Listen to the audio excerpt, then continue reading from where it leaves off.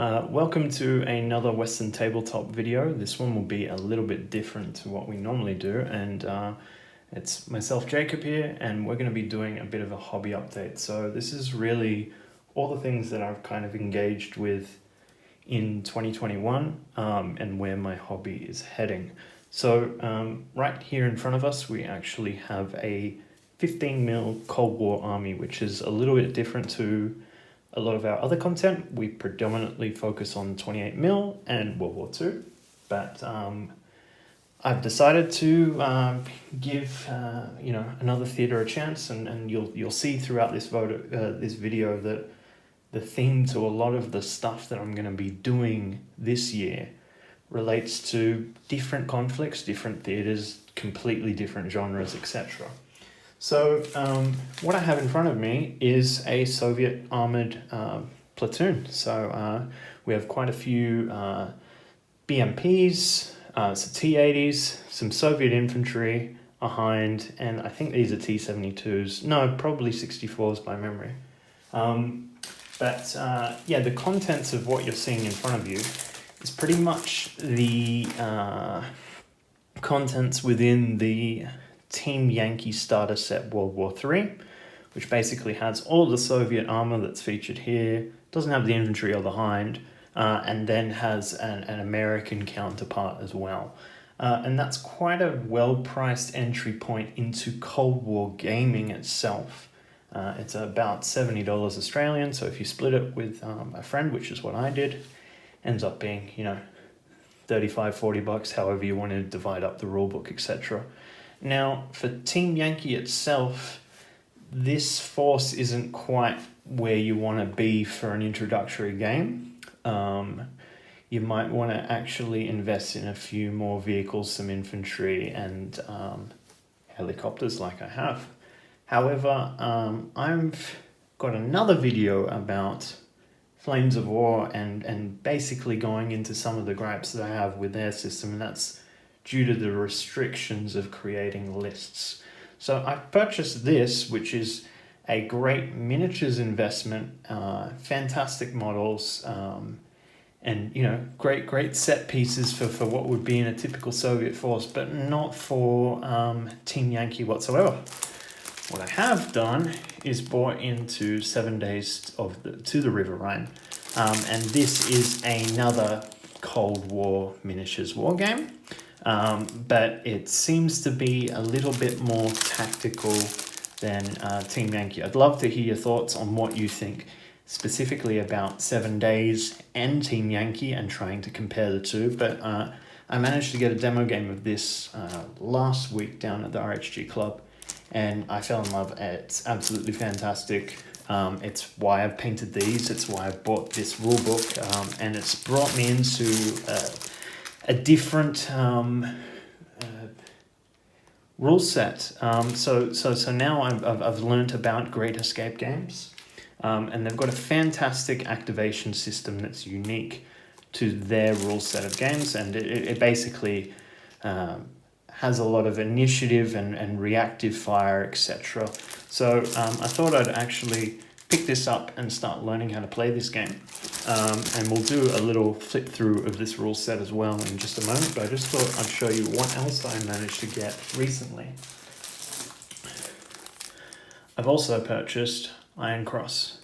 So Iron Cross is the predecessor to 7 Days to the River Rhine, and it's essentially a very similar rule set that follows World War II, typically played in 15mm, but can be played in 28 and whatever else that you have. So I've picked up the two Great Escape War games. Additionally, also looking at other World War II rule sets, I'm keen to give Crossfire a go. This is a printed copy at the moment. I'm trying to chase down a copy of the rulebook, but this is from the 90s. It's not quite easy to find, especially in Australia. But it too has a unique activation system, which I've kind of detailed in another video. So I'm very keen to learn about this. I know that there is a modern, equivalent to Crossfire, and that's made by the one-page rules company, and it basically takes the core things out of this game that make it unique and put it into one page to learn and read. And I'm pretty sure that most of those games are free from their website. So I might actually try the one-page rules before I try Crossfire, just so I don't have to read and learn how to play this whole thing in one sitting.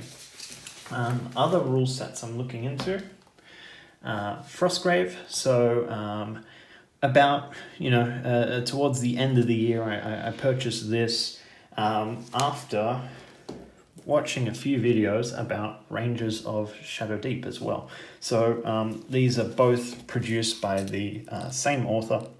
Both have very similar mechanics to activation and attacks and all that kind of stuff. The stat lines are very much the same. Rangers of is basically a solo / cooperative game. And Frostgrave is your typical player versus player 1v1 army skirmish warband kind of thing. So we'll do some flip throughs of those rule sets, and we'll unbox them together. But some other gear that I've also picked up. There's a few other things when we're talking about the 7 Days to the River Rhine and the armies I've got. I've still got another Hind box to unbox, and this one was given to me, donated by Nick, which is absolutely fantastic. It's a really quick build. I love all the Zvezda kits that they have for World War II, and this is no exception. What's great about these actual miniature sets is that, let's just unbox this here, we may as well have a look at the sprues. They're quite basic, so, you've got a flight stand, you've got some transparent canopy pieces, I guess, and then you have the actual frames for the Hind itself and its weapons and etc. and all the helicopter bits. Now, but what's cool about the Zvezda kits? They're really cheap, and they're quite good quality for what you're paying for, but they're push fit. So what's really cool is that you can have a look at that kind of guide, and the Hind itself is a very complicated vehicle in comparison to World War II tanks or whatever. Most of those are whole pieces that are already put together. This has all kind of intricate bits for weapon systems and whatever else. But what I like about Zvezda kits, and I don't know if others like this about them, but they're push fit. So you can kind of rip this off the sprue. There's minimal mold lines to deal with, and then you can kind of push fit it together, which is great for painting and whatever else. In particular, when you have these transparent pieces, because you can remove them without having to glue them and paint them individually, which is basically what I've done here. And it also has all of the decals for your Hind. So this was a very quick paint job. I've grabbed an X-Wing flight stand rather than the one that came with the kit, but I'm pretty happy with how this came out. And yeah, back in relation to the push fit, the assembly time for one of these kits is really short. Hind's a little bit more than what you would for kind of tanks and that kind of stuff, but to put this together is minimal effort. Other stuff I've still got some blisters. This was also donated to me from James, I think it was, and this is the Soviet Afghanistan infantry. The ones that I have here, these are the kind of Battlefront plastic kits, and these are the metal kits, and these are kind of very similar poses, in fact very similar weapon systems, etc. So I'll build them at one point in time, and they can go with my force. And not only a friend of the show, John Beeson, he's purchasing another World War III starter set, which I'm going to split with him to really bulk up all of the tanks and BMPs and everything that I've made for the Soviets. So these were quite easy to build and really fun to paint. What I did that was different to my normal painting scheme is normally I will paint the base colors and literally dab as much wash on top of the vehicle or figure or whatever it is, and absolutely cover it. This one, I've gone to the effort to actually do the panel lines, and I think it looks light. I don't know if it was kind of worth the effort. Now that I've done this for all these vehicles, I'm just going to have to do it again once I get the next starter, and that will be done. That will be about all I want to do with 7 Days to the Riverine with model collecting, etc. Now, 28mm World War II. It's our, meat and potatoes of this show, and kind of all of the things that we do in this hobby come back to World War II, and they typically come back to 28mm. I've actually been in a position where I've sold everything that is 28mm that I've painted in the last year or two.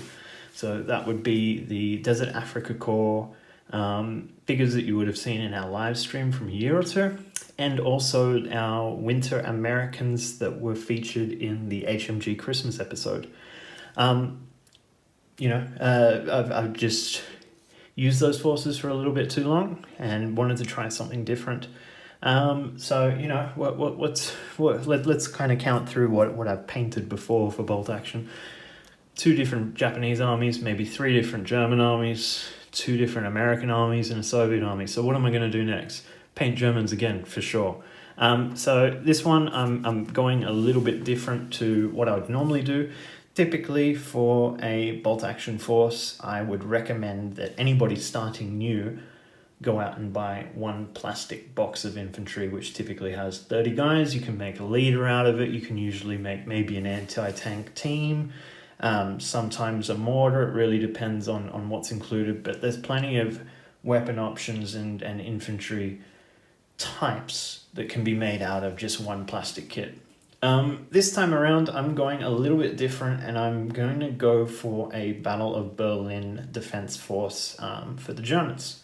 And with this, one of the interesting parts of the battle is that you have the combination of all armed forces, whether that be naval infantry, that be air force, that be regular army. You have home guard, you have conscripts. All kinds of German units all kind of working in unison to defend the capital. So for this theme of the force, I'm going to basically make mixed squads of all kinds of different kind of infantry. So these are the first 3 that I've got here, but I'm going to go for a very varied force. And basically nobody's going to have the same uniform color, same pattern, same camo schemes or anything. Every figure is going to be basically unique. So I've started with these 3, and this isn't the most, economical endeavor, but I just wanted to make something more interesting than I don't know, 30 soldiers painted in the same, army green, etc. So, what have I got in front of me? Gobitzer Jaeger Squad. So these are the mountain infantry for the Germans. I've gone for an early war SS section, and I've gone for Charlemagne, which is the French who've been conscripted into the SS.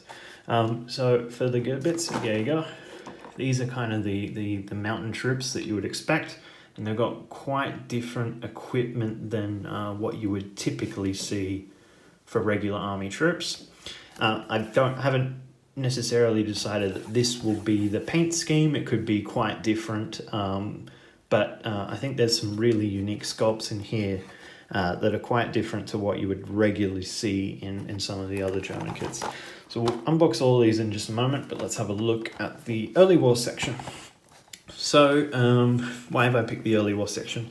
I want to represent kind of last-ditch efforts, so not always the best kit, and just kind of what they got lying around. So, Mausers are going a core thing that are available pre-war till the end of the war.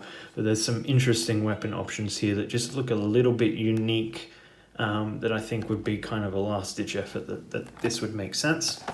So we've got the early war section there, and then we have Charlemagne.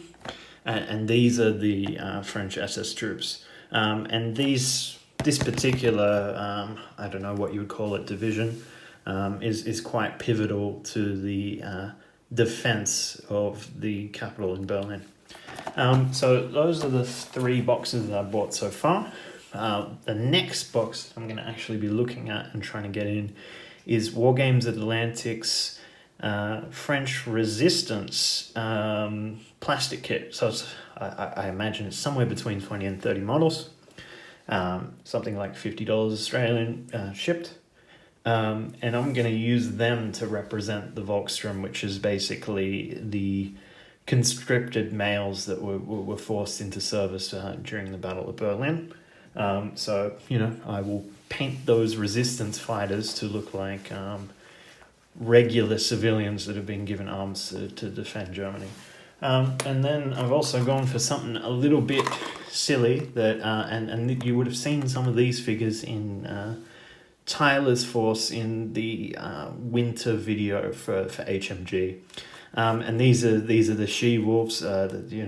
This is the Quentin Tarantino special. What is it? Fu Manchu that has Nicolas Cage, and it's a big slapstick of humor for World War II. And this is kind of just before his big hit Inglourious Basterds was even conceived. So I'm gonna actually unbox these and have a quick look and have a look at everything that we've got. But I wanted to represent last ditch efforts. So first off, we've got a wolf. This might be interesting. I've never actually put any animals with my forces. I don't know what there is available in bolt action that could actually simulate this. I know Tyler used this just to represent a regular infantryman at some point in one of his games, and we just said, yep, go for it, why not? But I know that there are bomb dogs for the Soviets, but I haven't looked into anything specific for the Germans that I could use this for. But yeah, we've got one here, and this is just a lady with an MP40. Looks pretty good. And then we've got another one with a K98K or the Mauser. And that one's actually got a scope, so I could use this as a sniper. Now another one just with the Mauser again. Looks good. And then we've got kind of a commandant with an eye patch. Very Tarantino, if you ask me. Cool. So we'll have a look at some of these boxes, and we'll do some flip throughs of some of the books that I've got as well, and just show you what else that I've been working on.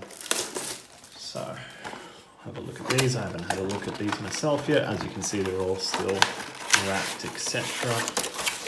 So we'll have a look. You got your basic Warlord Games bases, which is good. Could always use with more of those. Some of the prone bases or for LMG teams, etc. And then let's have a look at some of the figures. So all the heads are removed, and that's just so you can select different head options. So we've got one guy with an MP40, and those that are new to model making, this is just flash. You can trim this off, and that's completely fine. It's got a guy with an MP40. Move that off there. Have a look at what else we've got. Go with an LMG, and this is a common thing with metals. Typically within the packaging, stuff will get bent, and most of the time you can just bend it back, and that's fine. That's actually all I've ever done with metal models. I know that there are other various techniques if they're quite warped or whatever, but yeah, that LMG looks pretty cool. And all these models are going to look a little bit funny without their heads. But, here's some of the head options that you can pick. So these are all kind of the field cap guys, which looks to be the only option for the Gewürzjäger. And I guess, field caps are better for mountain climbing than the steel helms.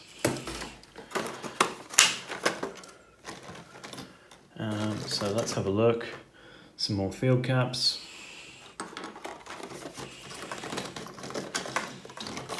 I'm just gonna get all of these because that's a little bit frustrating to remove in and out. And we'll take a look. So we've got one with a Mauser and another. And they've got kind of their mountain kit on the back. So these are considered special forces within the German army, and you know, not only are they great for mountain combat, typically they're quite strong. So yeah, this was like kind of a commander guy, and I'm actually, yeah, that is an MP40. It just looked a little bit funny with the kind of stock there. Yeah, so you know, they're elite troops regardless if they're fighting in mountains or not. They're pretty tough. And there are special rules for using them within bolt action, and I have never bothered to actually look at what those are. So let us know in the comments if you actually field these as Gebitzer and if they're useful for your battles. So this is that guy that kind of goes with the LMG, can be feeding him kind of like that, because I think this goes on a rock or something. Let's have a look. Have they got it? Okay, he's on the ground and then goes up. All right, cool. So again, this is where you would bend the ammo to kind of fit with the loader, like so. And then what have we got here? Just a rock, which again, you're kind of leaning the MG on. And another kind of advancing Mauser guy. So, have a look at the early SS. And let's have a look. If only I had my cutter. That's alright. I'll just rip it with my hands. People on the internet can be mad at me. That's fine, they're going to be mad at me either way. So, not unexpected. These ones don't have any prone figures, so you don't get the prone kind of basis, and that's fine. And again, what we'll do is we'll take them all. And we have a little bit of mess, but that's alright from the flash. So these ones have, you know, the actual helmets, and, you know, maybe my mountain troops aren't fighting in the mountains and they prefer a helmet, so I could do some head swaps there. That's completely fine. That's one set. And the second. And we'll have a look at some of these riflemen. Now, with late war armies, typically, you want to kit your German infantry with lots of Panzerfaust, which is what I intend to do. So I'm just going to keep bringing up some of the regular rifles, and then we'll have a look at some of the stranger weapons in just a moment. But yeah, I've painted so many German armies before. I have, you know, abundance of plastic bits lying around, so I've got plenty of Panzerfaust that I can attach to these units as I want. As for building my army, I'm planning to at least have 2 Panzerfaust per squad, and having quite a few infantry squads, and leaving them to the anti-tank duties rather than, you know, a typical tank. So this MG looks really interesting to me. It kind of looks like a Bren. I'm not sure what it is, because it doesn't look like an MG34 or a 42, so yeah, I'll have to figure out what this is. It's not, can't be an FG42. I wouldn't know. I'll have to figure that out. If you can let me know in the comments, that'd be perfect. And this isn't an MP40. This looks like a pre-war SMG that would have come out of, you know, some development post World War One. I'll have to figure out what this is. I think somebody else told me that it's an MG38, but yeah, it's a rare sight, so that's quite cool as well. So now we're down to the last box. the Charlemagne. So as to some thoughts about the forces that I'm gonna represent, we'll have Charlemagne be Charlemagne. We will have the Gebietsjäger basically being some of the troops that were in the area, and probably the early SS section as 12th Division Nordland, because it's Nordland and Charlemagne that are the main divisions that are defending the capital at this point in the war. So again, we've got some head options here, mostly with the helmets. I think we've got one dude without one, so that's cool. What else do we have? Just kind of bring up some of and these ones, because they're a bit more late war, they've already got Panzerfaust molded and stuff, so that's it's an MG42, I think, and that's a rifle with a Panzerfaust. That looks pretty good. And you know, I've always been envious of these metal models because they have such cool kind of poses, etc. But they're always been out of reach. But you know, selling a force or two to make something, you know, quite stark in contrast to what's typically on the table is what I'm all about, and I really want to take the opportunity to paint these slow and enjoy the process rather than kind of forcing myself to go, this is what I need and I need it right away. So we had some STG 44s around there, which is great. Yeah, we've got some MP40s and another STG and a dagger. Very cool. And the last two figures, the Mauser still in the box that I need to attach probably to this guy, and a PPSH. So yeah, these are some cool options. So again, you know, Charlemagne, Nordland, maybe Gebietsjäger as Gebietsjäger. If not, they might just be general troops that are within the area at the time. Haven't made my mind up with that. And then lots of Volkssturm.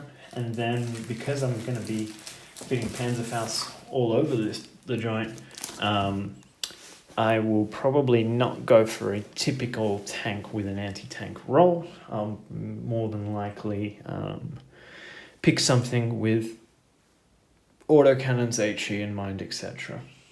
So I have some books to flip through, but I thought just before I do that, I might actually show some figures that have been featured in a previous video, which is 148, the Rift War. And that's these kind of skeletons that I've made.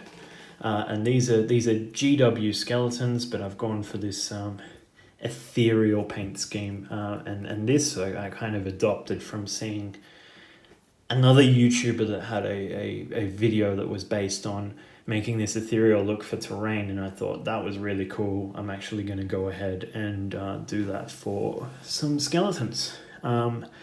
So at first it was going to be various dry brushes, so you start with like a purple, and then you go to a darker blue, and then you go to a green, and then several shades of green, and then this is you know, close to white. So you know, it was meant to just be a dry brush, and then eventually I just started layering more and more to get these on. So this guy's probably had like 30 layers to get to this point. It's a little bit hard to see, but yeah, that's kind of my captain, and this is for Frostgrave, which we'll get to in a bit. So that's that guy.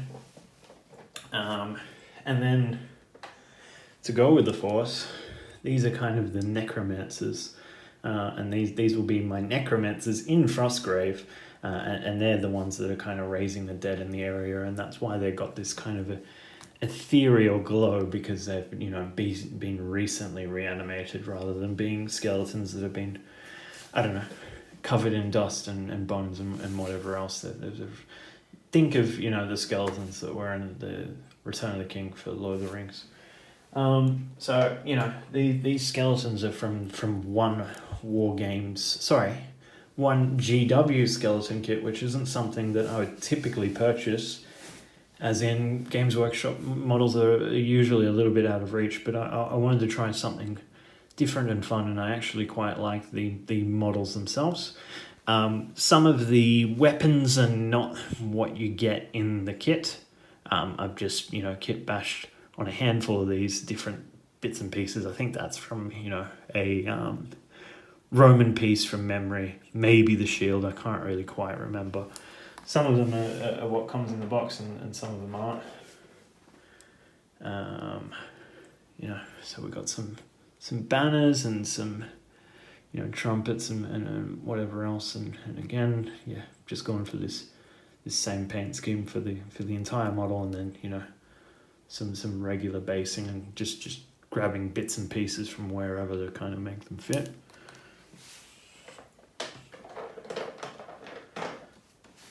So for Frostgrave, all you kind of need is a warband of maybe 10 models. So I just bought a pack of 10 and just went to town. So this guy's kind of like a javelin thrower. That's kind of one of my range guys, and this guy painted up quite nicely. I quite like him. And then this is a bowman. Unfortunately, the half of the bow's gone missing. I can't find it, so I'll put it back. I'll make another one at some point. And then quite like this guy. He's designed to be my thief in the warband. And this is the last guy. And he's kind of dragging his sword back there. So that's my kind of Frostgrave force right here in frame. Move those. I'm yet to play Frostgrave, but I like the idea of it being a small miniatures game only played with a D20, and that's about all you're going to need. So let's finish this off with a little bit of a flip through of these, but also to go with my 15mm stuff over here. I did make some little terrain pieces yesterday. So the idea was to make some cloth pieces that would be really transportable, that we can kind of roll up and put away. So this is kind of a crop field. And then haven't quite decided what this is going to be. So these are just canvas, and from that canvas I've just put on some filler and then painted it in various shades of brown and some buff colors and whatever, and then just put some static grass, etc.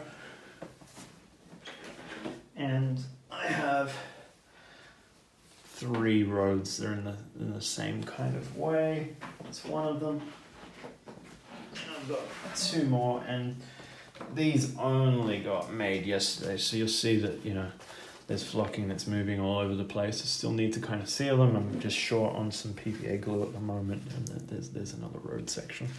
But they were quick and easy to build and cheap and whatever else, and I quite like them. So that's that. So let's get into some unboxing. So 7 Days to River Rhine. Again, played this last week at the RHG Club. You have tactical cards, so both players will be drawing from this deck, and this allows you to do some off-board support. So maybe it's an airstrike or artillery, or maybe it's a combined arms attack or whatever. And you draw from these, and you kind of keep them from your opponent and really use them when needed. So this will be my first look at the River Rhine rulebook, although I played the game. So what are you going to need? You're going to need some D6s, a tape measure, the cards, and some scenery minis. All of the minis kind of featured in here are from Battlefront Miniatures, which are some of the best out there. I quite like the scale. And then, we're going into the game rules. You roll a D10 for initiative, and then, you play any of these cards if you need to, and then you activate your troops. So what's cool about this is you're given an activation token per figure. You're given a couple of extra ones for your commander. And if you have the initiative, you can play as many of those actions as you want to within the turn. However, you'll be passing the initiative back and forth between your opponent. And you kind of need to decide, do I activate with a handful of things and then save it for, the follow-up initiative within the same turn, or do I go for the alpha strike and really go hard, but then I won't be able to react to enemies shooting at me when they move out of cover, etc. So, you know, there's a whole bunch of special rules here about, you know, all the various things that units would have. And we go into the mission types: meeting, engagement, breakthrough, capture. And here's something that I think people should have a look at before they're either purchasing the rule set or looking at miniatures, and that's the nations themselves and which kind of vehicles they can take. So we have France. Don't know anything about French modern vehicles, etc., but you can quickly read through that and see if that's anything that's of interest to you. So I might just focus on the US and the Soviets just for a moment, just because I kind of know what some of these vehicles are. So, you know, an M1 Abram has, you know, a 19 armor value. It has a weapon that does 11. Its to hit is 4, its morale is 6, and these are the special rules, etc., and how many points. Typically, from what I've seen, I don't actually know if there's a designated points value that most people play to. You kind of just grab your collection, your opponent grabs their collection, you kind of see, is that roughly what it should be, and then kind of go for it. Well, that's the attitude that we've had at our games club. And then you have the UK, so you got Challenger, you got the Lynx, Chieftains, etc. And then you have the Federal Republic of Germany. So that has the Leopards. This is called the West Germans in Team Yankee. And basically, every single model that's in Team Yankee has, you know, rules representation within this rule set. Meaning basically the actual nations that are featured. I think there's some Iraqi or whatever else in Team Yankee that's probably not in this. So you got Canada, Denmark, Netherlands, that's interesting, Belgium, and then we move on to the Warsaw Pact, which has all of the Soviets and so much stuff here. So, you know, I showed you some T-80s for before, the Hind, the T-64s, I'm pretty sure that's what I've got, and then, you know, the BMPs and infantry, etc. So have a quick look through here and see if any of these sort of models interest you, and then make your judgment on if this is something that might interest you. So this is a game that I love the activation system. I wish I could explain it in more detail on this video right now, but to be honest, I was shown how to play, and I played a couple of turns and whatever else. I need some time to digest and read this myself. But if you would like to see a how to play, a let's play, a demo, you know, a battle report of 7 days, please let us know in the channel. Because we want to make one, but only if it's worth our time, really. So that's 7 days, which I like. So I thought I'd try Iron Cross as well, which had a glance at the PDF, probably just as quickly as we did just with that flip through there. And the layout of these rules is very similar. There might be some distinctions within this rule set versus 7 days. I haven't come that far, but I'm interested in learning about both and trying both. And although we've been unboxing some 28mm World War II stuff, I do have a Flames of War starter set that I did a little bit of an unboxing in a separate video for. And that's what I intend to use for all of the Great Escape games, just because there's a lot more vehicles in play than you would have in your typical bolt action. When I played 7 days, I played with all the Soviet forces that I showed you and even more. And I'm thinking that it might behave the same in this game as well. So 15mm might be the way to go. I haven't quite made up my mind. But yeah, again, here's the sort of units composition for the Germans. So this kind of reiterates the point about this being more of a vehicle game. Look, we've got, you know, 15 vehicles, whatever that is, from there to there. And then we show a few infantry detachments, and they don't really have anything specialist infantry units. I mean, you got infantry, flamethrower, you know, an MG, mortar, and sniper. You don't have any veterancies or, you know, special units or whatever else that would typically represent the infantry within bolt action. So I imagine that the vehicles themselves is the focus, and if that's the case, or if that's the way I'm going to play it, then 15 mil is the way for me, because I'm not collecting that amount of vehicles in 28. It's too expensive, takes too long to paint, etc. Then we've got the Brits, and these are all the kind of, and the you know, the Americans. These are all the kind of standard World War II vehicles. I don't see anything here that seems kind of out of place or that I haven't seen before. And then we've got some Soviets. So you got the big four in the main rule book. This is really designed for a 1944 to 45 European theater, rather than, you know, Pacific, early war, Blitzkrieg, etc., which are all things that I really want to explore. I have seen that there are some supplements for this that might relate to those theatres. I'm not sure. But yeah, that's a quick look at Iron Cross. The only thing that I am missing from this is I didn't get the unit cards that you got in 7 days, and I think they just packaged this with the new rule set rather than this being in the default for Iron Cross. So I think... let's have a look. Do they actually have any in the back? Nah. I'll have to print some. I'll buy their PDF for the unit cards. Not unit cards, but, you know, activation cards, whatever you want to call it. I'm pretty sure I'll need them for Iron Cross as well. Frostgrave. This is something I really want to try. I just haven't had an opportunity to play this down at the club, but we will get there eventually. And this is a fantastic rule set. There are so many intricacies to setting up your wizards, mages, whatever else. And this is a small skirmish warband where you're playing with, you know, 10 models or so, but the focus is on your wizard. So you go through a wizard creation process, and, you know, you pick your main type. So you got the Chronomancer, Elementus, Enchanter, Illusionist, Necromancer, Sigillus, Soothsayer, Summoner, whatever that one is, and a Witch. And then you kind of choose what spells they're going to learn, and they're going to learn spells that are in similar nature to their main sort of school of magic. So 3 spells must come from the wizard's own school of magic, 1 spell must come from 3 aligned schools of magic, and final 2 spells may be picked from 5 neutrals, but must come from different schools. So in those, so if we have a look at an enchanter is aligned with Elemental, Sigillus, and Witch. It's neutral with Illusionist, Necromancer, Soothsayer, Summoner, that one, and opposed to Chronomage.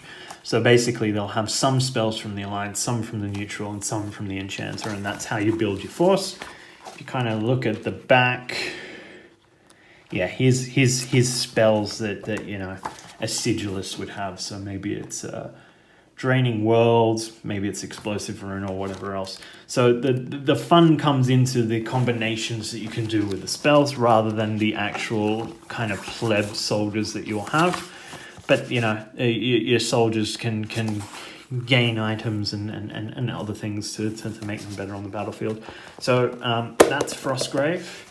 And the other rule set, which I'm really excited for, I've been trying to get a hold of this since, I guess, November. My local game store wasn't able to get it in, but I did find one at a different one, which is Tactics. And this is the deluxe edition of Rangers of the Shadow Deep. Let me just rip this off camera. And I believe this particular version isn't even in production anymore, but I think there's a new deluxe coming out that has, I think I've seen it as a red cover or whatever else. Here's their kind of North Star Miniatures line of minis for Rangers of Shadow Deep. Not that you need those. You can go with any kind of miniatures for this game, and this is what kind of interests me in this to begin with, because, you know, it does have a miniatures line. Not that anybody quite uses it. They kind of use their own figures, etc. So this is a solo / cooperative skirmish game, and you might have a ranger and then maybe 3 or 4 figures that would, companions that would fight with you, and you need to, equip them with weapons. You have a certain amount of recruitment points that relates to what your rangers can hold, and your companions and all that kind of stuff. And then when you'll see when you have more players in the game, you have less companions to rely on, so that kind of balances out the game. And then you'll be fighting your typical fantasy kind of enemies if we get to it. If we have a bestiary, I think it's kind of somewhere, but there's rats, there's skeletons, there's spiders, there's snakes and ghouls and bats and whatever else. So this is a mixture of a skirmish war game and I guess an RPG, and this is kind of perfect for me because I want to enjoy a fantasy RPG-like game without having to do the role-playing itself. I would like to represent something that's like a Diablo in a miniatures game. I don't want to sit around and pretend and put on voices and do the whole D&D thing. I know people like that sort of stuff. It's just not for me. So I'm very interested in giving this a go, but I need to collect some miniatures for this. I've got my Saga Viking Shield Maiden figures, which I think would be appropriate for, some of the ranges. Got some over here as well. But in particular to the monsters I want to fight, I want to collect, some zombies, some spiders, some ghouls, some bats, and all that kind of stuff. Just haven't got around to it. But if anyone's got some recommendations for miniatures for the actual creatures within this game, I'd love to hear it. That's about everything that I've got going on at the moment. So, we're doing the whole new bolt action army. We're looking at Rangers of Shadow Deep. Eventually we're going to have a look at Crossfire. Got Frostgrave going on. We've got the 2 Great Escape games. So we've got Iron Cross and we've got 7 Days to the Riverine. And that's about it for me for hobby for the moment. So thanks for checking in, and we'll see you next time.